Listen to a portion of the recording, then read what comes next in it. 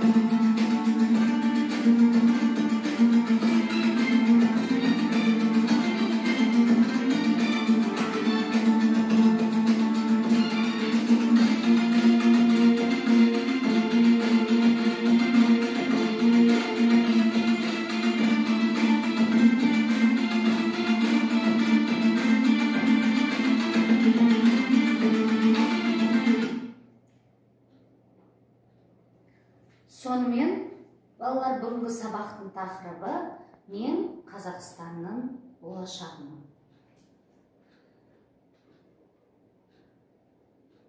Бүгінгі сабағымыздың мақсатына оралайық. Бірінші оқу мақсатымыз тақырып бойынша деректер қолдана отырып, мәтінде көтерілген мәселеге өз ойын дәлелдеп жеткізу. Соған сәйкес, бүгінгі сабағымыздың бағалау критерийі тақырып бойынша деректерді қолданады. Деректер негізінде мәтінде көтерілген мәселеге өз ойын білдіреді. Енді бұл бізде оқылым мақсаты. Оқылым алды, жұмысқа көшейік балалар. Бұл бізде сөздікпен жұмыс. Қазір сіздер сөздікті жазып аласыздар және осы сөздермен сөз тіркесі және сөйлем құрастырасыздар. Сіздерге дескриптор, бағалау критерийлері ұсынылады. Тек сөз тіркестерін құрастырсаңыз 1 балл, сөз тіркесі және сөйлем құрастырсаңыз 2 балл. Келесі тапсырма балалар, бұл оқылым тапсырмасы. Сіздер қазір мәтінді оқисыздар. Мәтін 95-ші бетте 3-ші тапсырмада берілген және осы мәтін бойынша 5 тірек сөз теріп жазасыздар. Дескриптор 5 тірек сөз теріп жазады. Бағалау критерий 5 тірек сөз 1 балл. Екінші тапсырма. Осы мәтін бойынша тірек сөздерге сүйене отырып, негізгі ойын жазыңыздар. Дескриптор негізгі ойын ажыратады 1 балл. Үшінші тапсырма. Мәтін бойынша шын немесе жалған ақпаратты табасыздар. Шын немесе жалған ақпаратты тапқаннан кейін бағалау критерийі бойынша өздеріңізді бағалайсыздар. Қатесіз 1 қате 3 балл, 2 қате 2 балл және 3 қате 1 балл.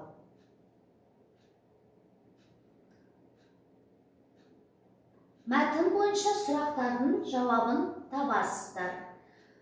Қазақстанның болашағы кімдер? Қазақстан өз егемендігін қашан жариялады? Қазір елордада не өтеді? Қазақстанды қандай елдер мойындады? Біздің міндетіміз не? Дескриптор сұрақтарға жауап бересіздер. Бағалау критерийі қатесіз 1 қате 3 балл, 2 қате 2 балл, 3 қате 1 балл. Жауаптарын маған жібересіздер. Мен дұрыс жауаптары бойынша тексеріп, балын сіздерге жіберемін. 5-ші тапсырма. Мәтіндегі деректерді қолдана отырып 4 сөйлем жазыңыз. 4 сөйлем.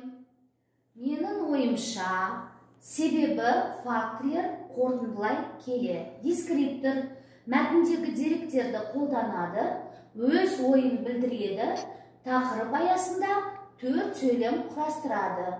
Барлығы 3 балл. Бұл жерде өз ойларыңыз, мәтін бойынша өз ойларыңызды білдіресіздер. Бағалауға келетін болсақ, сіздер маған осы тапсырмаларды орындап болғаннан кейін электронды поштама жауабын жіберсеңіздер, мен сіздерді осы 13-12 балл, 185%, яғни өте тамаша жұмыс істедіңіздер, 11-9 балл, 80-65%, жақсы жұмыс істедіңіздер, 8-6 балл, 60-40%, орташа жұмыс істедіңіздер, әлде талпыну керек деген сияқты бағалаймын. Бағалау нәтижесін сіздерге жіберемін. Кері байланыс. Бұл жерде сіздер өздеріңіз бүгінгі сабақтан не білдіңіздер?